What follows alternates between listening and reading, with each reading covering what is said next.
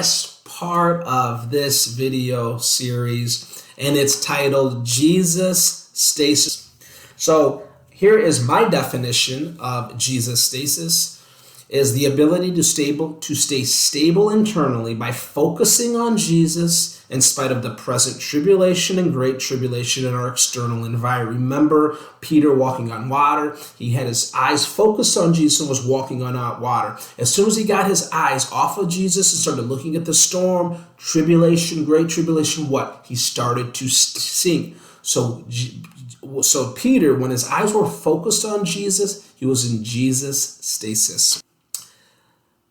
Science of love. Love actually produces dopamine. Here's what Dr. Helen Fisher states in her book on page 37 and 38. Dr. Helen Fisher, in their book Anatomy of Love, was researching the brain activity when falls in deeply or madly in love. Here was her research and her results. Before my eyes were scans showing blobs of activity in the VTA, a tiny factory near the base of the brain that makes dopamine and sent this natural stimulant to many brain regions.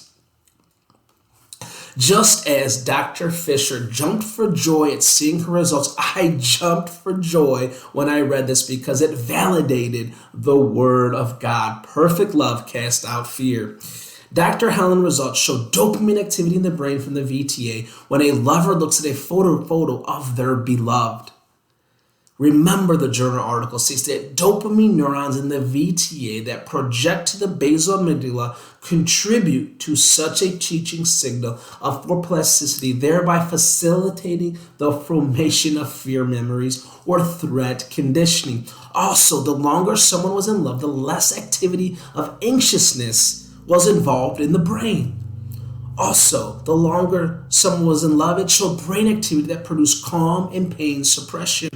When we meet love, this can produce dopamine, but when we meet perfect love, we meet love that casts out fear, produces calmness and pain suppression, as this book implies and as the Bible implies.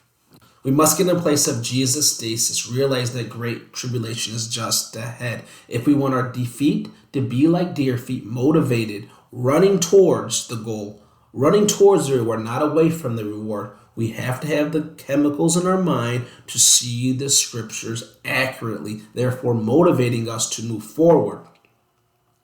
There's only one book in the Bible that gives us a clear, holy picture of love. In other words, perfect love. I believe the holy love is perfect love, and perfect love is committed love. And the Song of Solomon is that book of photo. The Mike Bickle Song of Solomon is a 24-lesson series. And I know it's 24 sessions, so this whole part of this series I'm doing is to get you to the Song of Solomon, Mike Bickle Song of Solomon. Why? Because there's a post-trib rapture, and you have to be prepared. If you want it to pan out for you, you need to go through that teaching. As we conclude session 6, I'm going to give an opinion here. You can take it or leave it.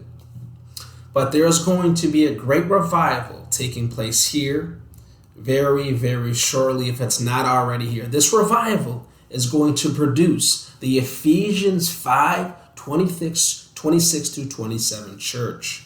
This church is the church that will bring in this greatest harvest known to man in Revelations 14.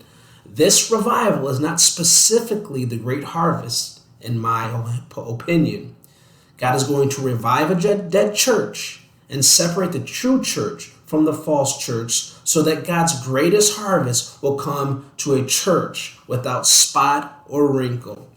So when this revival comes, make sure you are strategic with it, preparing your life for Revelations 14. Some say the harvest will produce over 1 million souls. Some say over 1 billion souls. My question is, will it pan out for you? My answer is yes, it will pan out for you. Why? Because you're going to prepare your life for what is to come. Matthew 25. God bless you. Stay focused. We have one more video. And remember, take the Song of Solomon. Mike Bickle Song of Solomon. God bless you. Thank you.